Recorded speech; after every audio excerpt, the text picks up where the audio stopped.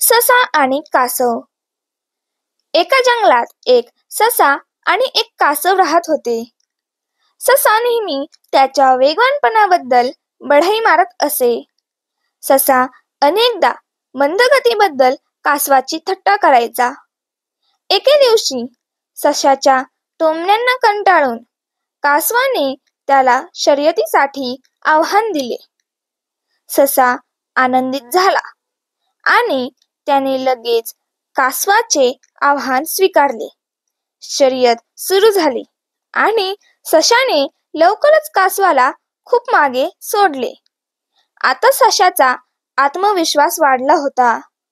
त्याला वाटले की त्याच्याकडे जिंकण्यासाठी भरपूर वेळ आहे. म्हणून त्याने झाडाखाली झोपण्याचा निर्णय घेतला.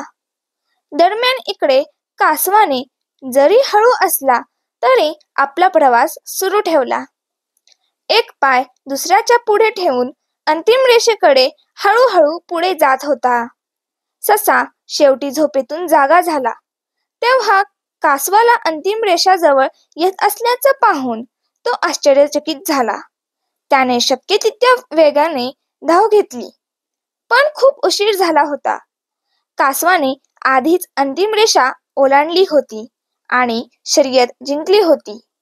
या कथेतून आपल्याला बोध मिळतो, मंद गतीने पण सातत्याने चालणारा जिंकतो. कारण ससा आपल्या वेगावर गर्विष्ठ होऊन झोपी गेला आणि कासवाने शांतपणे चालत राहून शर्यत जिंकली. अशाच नवनवीन गोष्टीसाठी या चॅनलला सबस्क्राईब करा. धन्यवाद.